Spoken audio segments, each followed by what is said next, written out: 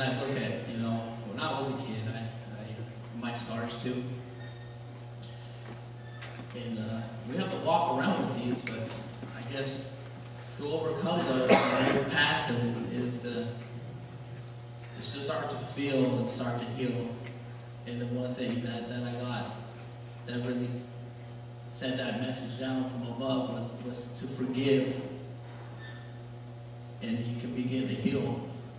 You know, it's a hard thing to watch my son that should be walking around and not having to look behind his back and see if he's got a hand coming down on him or a fist from a grown man. You know, that finally ended with a broken jaw and teeth knocked out. And to protect his mother, he continues to lie and say he jumped off of a swing and hit a skateboard. And I used to, somebody singing a lullaby over there. But I was going somewhere with that.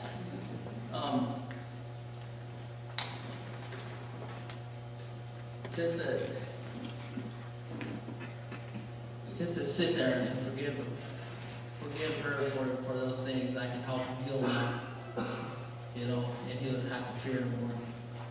And I don't need to fear no more. And we can work through this together, you know, supporting each other. And I myself was a victim of a boarding school that wasn't so great on the Navajo reservation. And I forgive them.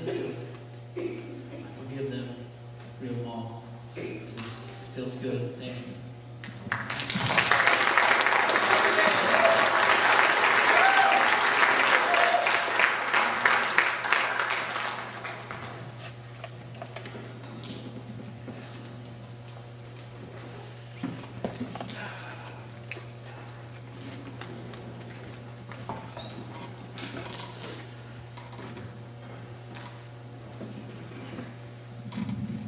My name is Lonnie.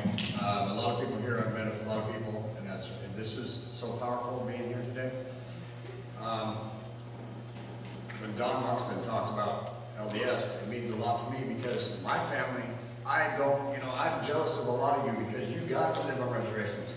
You got to claim you were Indian.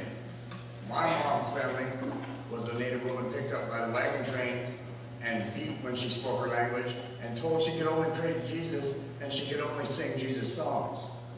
It's been 4 generations, and I had to stand up to my family. When I started to go to Sweatbox, and I started to go do a ceremony, and because there felt like a piece that we were missing, you know?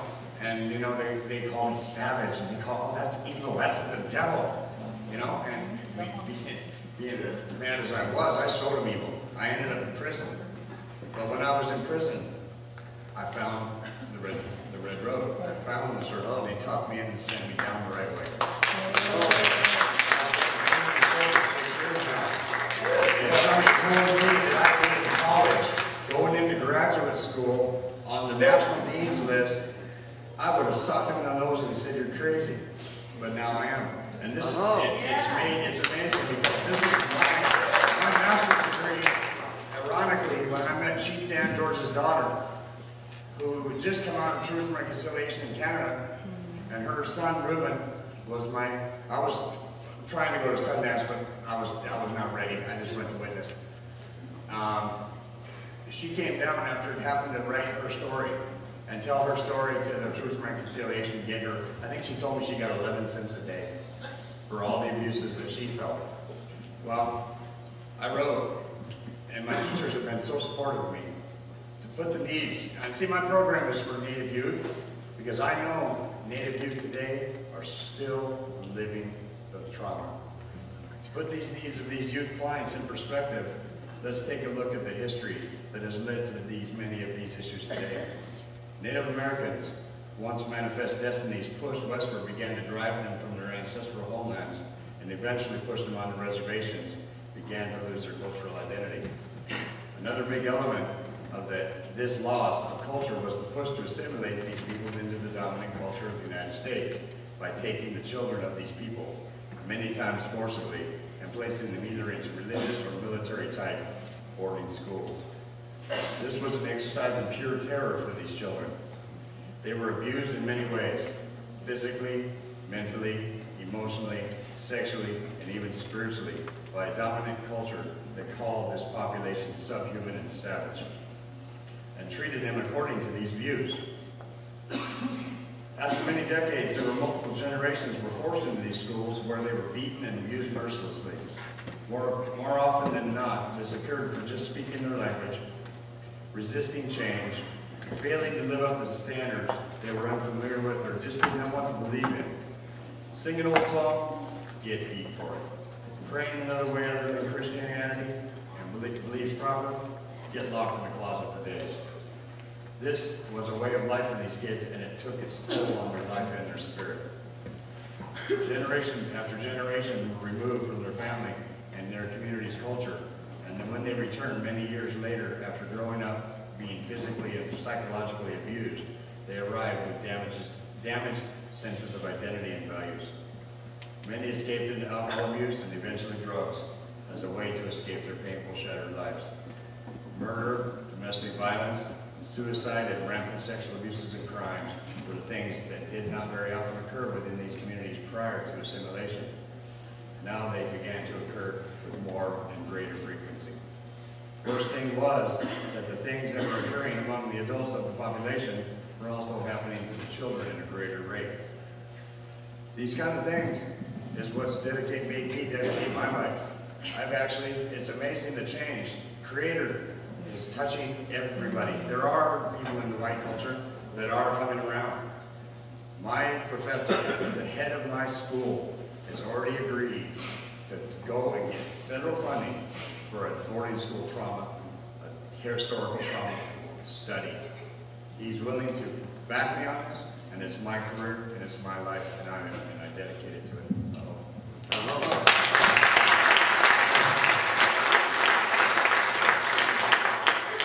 Thank you. The written word is very important, brothers, and seeing you process your provider and protector. One of our grandmas is here, so I swear to you, she wants to speak to us.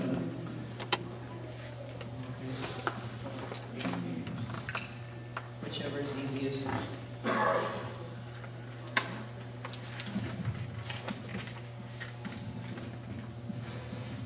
My name is Rosie Cisco.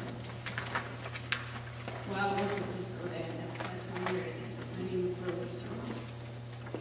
And back in 1950, that's when I was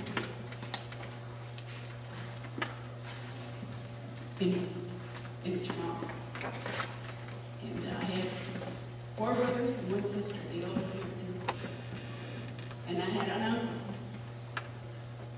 He was here, I think probably when it first started, and he's passed away. All my brothers, they remember Chemawa. But I remember the first time that I came to Chemawa. Nobody told me where I was going. All they did, social worker come up here, put us in a car. I had my little bag. I didn't know what, I had to put a shoe and a dress and some socks and underwear in his bag. So where was I going?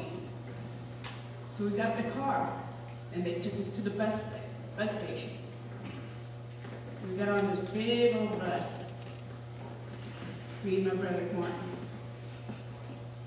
And we just rode for a long time, And finally, he made it to Chemawa. Got off, and there was one lady waiting for me and a man waiting for my brother. And I was, I didn't know what to do. I said, where am I? What's happening? And they took me by the hand, took me to, they called it the bride hall then. And then they took my brother down the sidewalk on the other side where the boys went. When they took me into that big bride hall, I let out a scream.